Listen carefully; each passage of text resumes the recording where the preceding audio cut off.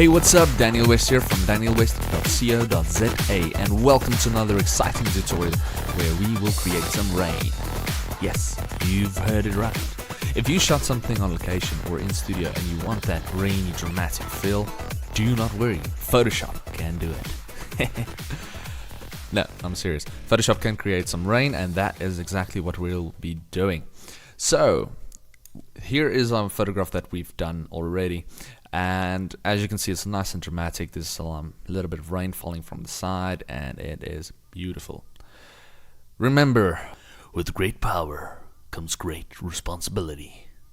So hopefully this will help you create that moody feel that you really would like for your own photograph. So here, without further ado, let's get started.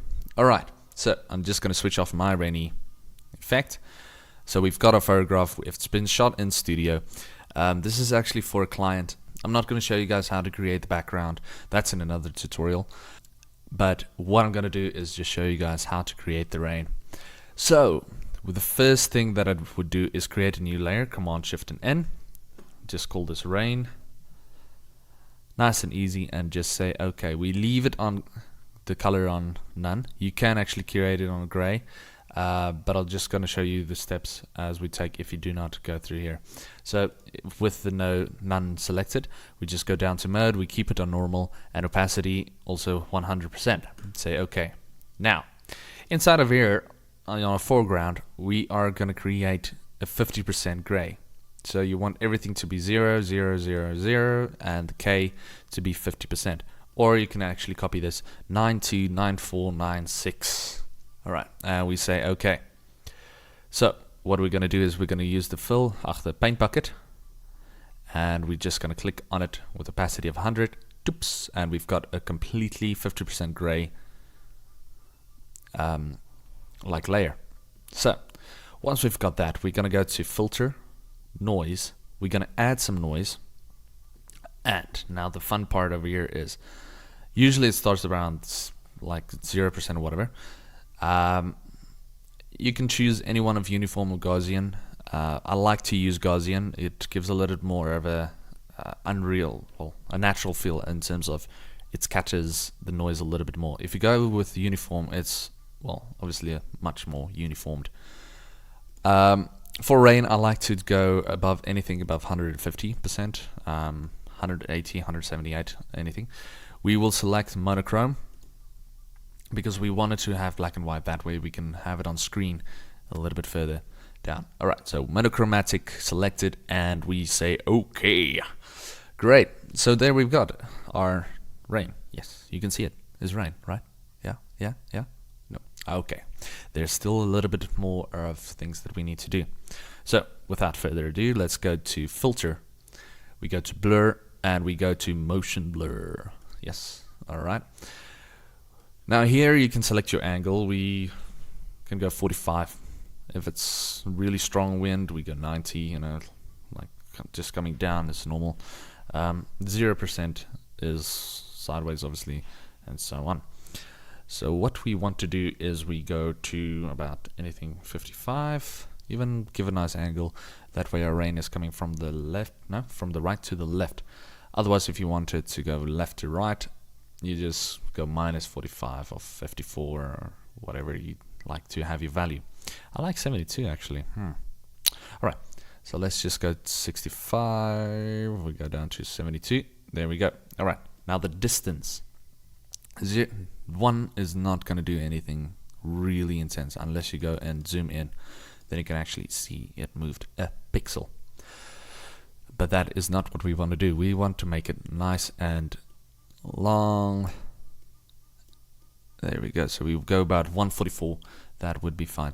Say okay, and there we've got our rainy effect. So we're gonna put the mode with our layer selected. We're gonna put our mode to screen. Yes, it's starting to look like something. Still a long way to go. Alright, then in our adjustments layer, we're gonna go to curves. You can even go down over here and select curves. Oops. Great. Now, with Alt selected, you go in between the two layers, and this little pop-up thingy will come up, and you just click it. That way we parent this, that it only affects the layer. And that is exactly what we want. So now the trick is over here to make it a little bit more realistic is to click on it, create two points for you. All right, and the bottom one, you are actually going to take it down till you don't see much white anymore. The further you take it down, the less rain you're going to have. The more you take it up, the more rain you're going to have. So you got to play around with it. Now the white one, why I've made it there is I'm just going to create it, just going to push a little bit more that I can see more white coming through. All right, so just slightly down. There we go. Great, that's looking good. All right, now the effect you can't really see as much, and you've got these weird white lines going on at the bottom.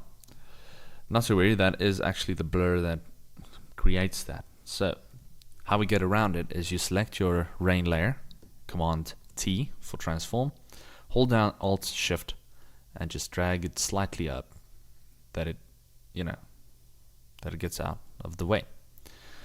I like to make it nice and big so that the raindrops are nice and close.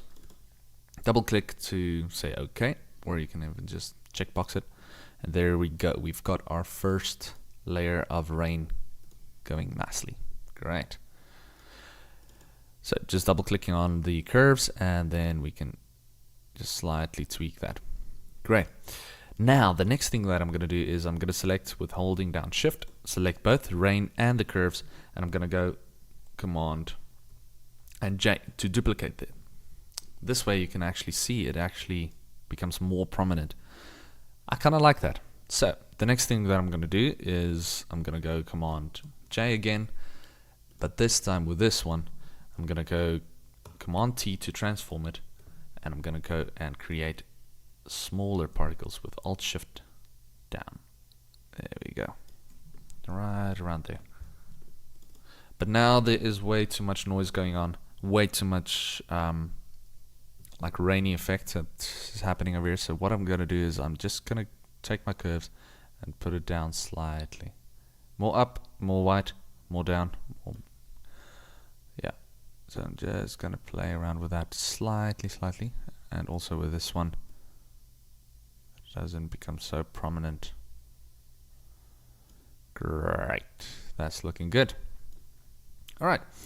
Select all of your layers just to keep it nice and neat. All your rainy layers, and Command G to group them and call it rain. There we go. And that's it. So there you have it. That is our rainy effect that's happening. You can actually, if you want to go even more detail, you can create some splashes and stuffies like that using stock footage, or even just go painting in on another layer with your brush tool. I like to use this one. Any one of these would be nice. It's a little bit of a scatterer. Make it nice and biggish. And just click, click, click, click. It works nice with the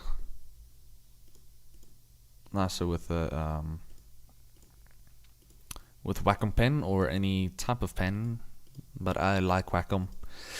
I like Wacom, yes. Wacom pens are nice and it works very, very cool. Right, so just create that, slightly down with the opacity and create a new layer, slightly more out and a bigger splashy feeling, and just click away. Once again, remember, you gotta keep reality in check, like just keep an eye on what seems real, what doesn't seem real, okay? Like for instance, whatever is happening down there is not real. It doesn't feel real. So just go back and do. There we go.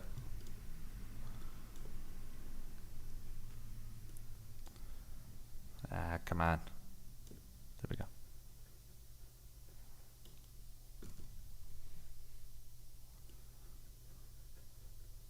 There we go. Opacity down and shot. So now you have those splashes going on Well, there you have it. The rainy effect using Photoshop and nothing but what the filters inside of Photoshop. Yes. If you like the video, please subscribe and I hope to see you guys next time.